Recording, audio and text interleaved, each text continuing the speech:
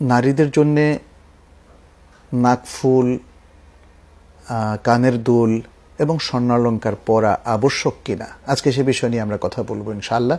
সকল উলামায়ে কেরাম এবং তাদের মধ্যে বিশেষ করে ইমাম আবু হানিফা রাহিমাহুল্লাহ, ইমাম মালিক রাহিমাহুল্লাহ, ইমাম শাফি রাহিমাহুল্লাহ এবং ইমাম আহমদ ইবনে হাম্বল রাহিমাহুল্লাহ সহ অন্যান্য উলামায়ে কেরাম একমত যে নারীদের জন্যে স্বর্ণ অলঙ্কার অথবা রূপার অলঙ্কার ব্যবহার করা বৈধ মুসলিম নারীদের জন্য।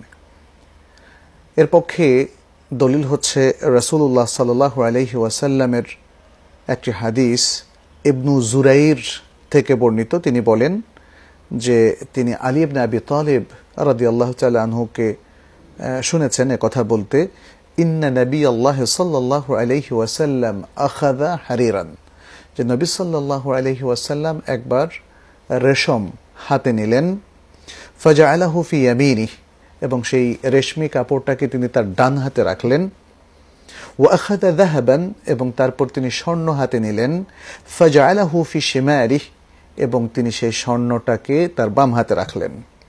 সুম্মা ক্বাল, এরপর বললেন, ইন্না হাযাইনি হারামুন আলা যুকুরি উম্মতি, যে এই দুটো জিনিস রেশম এবং স্বর্ণ আমার উম্মতের পুরুষদের জন্য হারাম।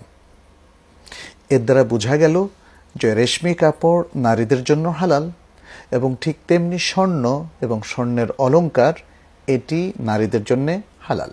পুরুষদের জন্য হারাম, নারীদের জন্য হালাল। তাহলে বোঝা গেল যে আমাদের যে কোনো নারীরা তাদের সৌন্দর্য উপকরণ হিসাবে স্বর্ণ এবং রূপার অলঙ্কার ব্যবহার করতে পারবে, এবং সেটা আবশ্যক নয়, মুবাহ, অনুমোদিত। এটাকে আবশ্যক বানানো যাবে না।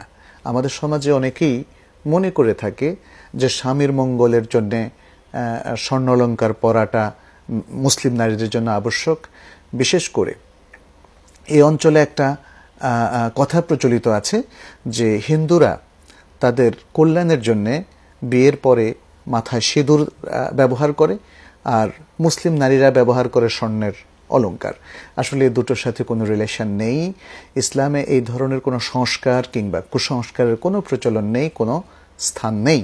অতএব সংসারের কল্যাণ, স্বামীর কল্যাণ, নারীর নিজের কল্যাণের জন্য স্বর্ণ অলঙ্কার পরিধান করার কোনো সম্পর্ক নেই, বরং এটি হচ্ছে নারীর সৌন্দর্য চর্চা, যা ইসলাম বৈধ করেছে, এবং সে সৌন্দর্য চর্চা করবে তার স্বামীর জন্যে, এবং যাদের সামনে তার দেখা দেওয়া জায়েজ আছে। অতএব এই ধরনের কুসংস্কার থেকে আমাদের মুসলিম বোনদেরকে, নারীদেরকে অবশ্যই মুক্ত থাকতে হবে, এবং ইসলামের যে মহান সুন্দর বিধান, অনুমোদন এবং মুবাহ বিধান, সেই বিধান থেকে তারা উপকৃত হতে পারেন, এবং তারা যেন কখনোই অন্য যে কোনো ধর্মের যে কোনো কুসংস্কার দ্বারা তারা যেন প্রভাবিত না হন। আল্লাহ আমাদের সকলকে রক্ষা করুন। আজ এ পর্যন্তই।